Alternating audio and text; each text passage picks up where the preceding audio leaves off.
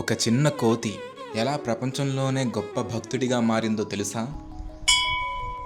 శ్రీరాముడి కోసం సముద్రం దాటిన మహావీరుడు ఎవరో తెలుసా? ఈరోజు ఒక చిన్నారి నోట వినండి. శక్తి, భక్తి, ధైర్యానికి ప్రతీక అయిన శ్రీ హనుమంతుడి అద్భుత కథ.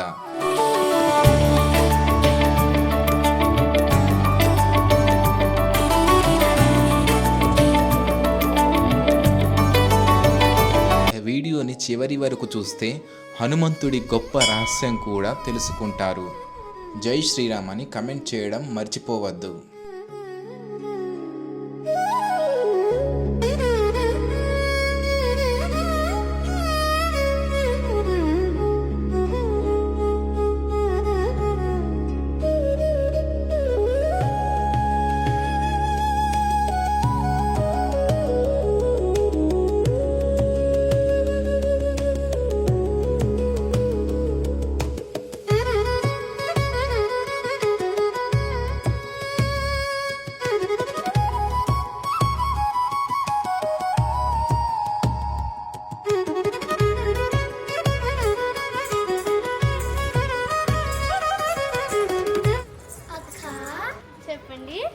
మాకు హనుమంతుడు కథ చెప్తావా? మాకు వినాలనుంది. సరే పదండి చెప్తా.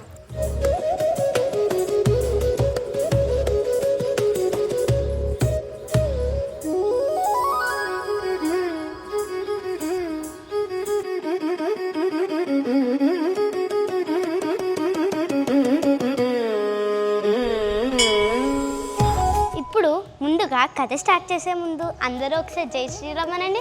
జై శ్రీరామ్. ఇప్పుడు కథ స్టార్ట్ చేద్దాం. అనగనగా కిష్కింద అనే అడవిలో హనుమంతుడు జన్మించాడు. అతడు కేసరి ఇంకా అంజనాదేవి పుత్రుడు. అతడు చాలా చలాకీగా ఇంకా చురుగ్గా ఉండేవాడు. అతడు అందరిలో సాధారణ బాలుడు కాదు. అతడికి 8 ఏనుగుల బలం, శక్తి ఉండేది. ఒకరోజు హనుమంతుడు చాలా ఆకలితో నిద్ర లేచాడు. ఆకాశంలో ప్రకాశిస్తున్న సూర్యుడిని చూసి ఒక తీయని పండు అనుకున్నాడు. అప్పుడు హనుమంతుడు గాలిలోకి ఎగిరి దాన్ని తినాలి అనుకున్నాడు. అప్పుడు అది చూసిన దేవతలందరూ, అయ్యో, ఈ బాలుడు ఈ సూర్యుడిని తినేస్తే లోకమంతా చీకటిమయం అయిపోతుందేమో అని అందరూ భయపడ్డారు. హనుమంతుడు దగ్గరికి వెళ్ళి పట్టుకోబోతుంటే ఆకాశంలోంచి మెరుపులు వస్తూ ఇంద్రుడు తన చేతిలో వజ్రాయుధ ముఖంలో ఆగ్రహం కనిపించింది. ఇంద్రుడు అన్నాడు, అప్పుడు హనుమ, నువ్వు సూర్యుడిని తినేస్తే లోకటమంతా చీకటిమయం అయిపోతుంది అని చెప్పాడు. అవును. అప్పుడు హనుమంతుడు చాలా ఆకలితో ఉన్నాడు. దాన్ని తినడానికి చాలా దగ్గరికి వెళ్ళి చేతులు చాపాడు. ఇంద్రుడికి కోపం వచ్చి తన వజ్రాయుధాన్ని హనుమంతుడి పైన ఉపయోగించాడు. దెబ్బకి హనుమంతుడు కింద పడిపోయాడు. ఇది చూసిన వాయుదేవుడికి కోపం వచ్చి ఈ లోకంలో ఉన్న గాలిని మొత్తం మాయం చేశాడు. లోకమంతా నిశ్శబ్దంగా, గాలి లేకుండా బాధలతో ఉండేది. ఇది చూసిన దేవతలందరూ దిగి హనుమంతుడికి మళ్ళీ శక్తి, బలం, ఆయుష్ అంతా ప్రసాదించారు. ఈ కథ నుండి మనం ఏం నేర్చుకున్నామంటే, ఎంత బలం ఉన్నా దాన్ని ఉపయోగించడం మనకి ముందు చాలా తెలిసి ఉండాలి. అర్థమైందా?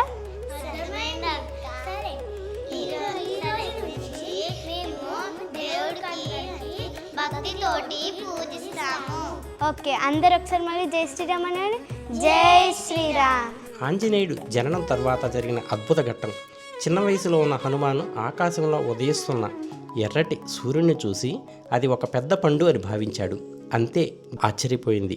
సూర్యుడి వైపు దూసుకువెడుతున్న ఆ బాలుడిని చూసి దేవతల రాజైన ఇంద్రుడు కోపంతో తన వజ్రాయుధాన్ని ప్రయోగించాడు. ఆ వజ్రాయుధం నేరుగా హనుమంతుడి చెంపపై పడింది. ఒక్కసారిగా చిన్న హనుమంతుడు ఆకాశం నుంచి కింద పడిపోయాడు. ఆ దెబ్బ వల్ల ఆయన హనువు అంటే దవడ గాయపడింది. అందుకే ఆయనకు హనుమాన్ అని పేరు వచ్చింది. తన కుమారుడు పడిపోవటాన్ని చూసిన వాయుదేవుడు కోపంతో ప్రపంచమంతా గాలి ఆపేశాడు. గాలి లేక ప్రాణులు ఊపిరి పీల్చుకోలేక విలవిల్లాడిపోయాయి. భూమి మొత్తం నిశ్శబ్దంగా మారిపోయింది. దేవతలందరూ భయపడి వెంటనే అక్కడికి చేరుకున్నారు. అప్పుడు బ్రహ్మ చిన్న హనుమంతుడిని తాకి మళ్ళీ ప్రాణం పోశాడు. తర్వాత ప్రతి దేవుడు ఒక వరం ఇచ్చాడు. అగ్నిదేవుడు అగ్ని ఏమీ చేయలేని శక్తినిచ్చాడు. వరుణుడు నీటిలో ఎప్పటికీ మునగని వరం ఇచ్చాడు. ఇంద్రుడు ఇకపై వజ్రాయుధం కూడా హాని చేయలేని శక్తిని ఇచ్చాడు. యమధర్మరాజు మరణం దగ్గరికి రాని ఆయుష్నిచ్చాడు. వాయుదేవుడు అపార వేగం మరియు బలం ఇచ్చాడు. అలా ఒక్క చిన్న బాలుడు దేవతలందరి ఆశీర్వాదాలతో భవిష్యత్తులో శ్రీరాముడు అత్యంత గొప్ప భక్తుడిగా మారాడు. ఆయనే భక్తి, బలం, ధైర్యానికి ప్రతీక. హనుమాన్. జై హనుమాన్.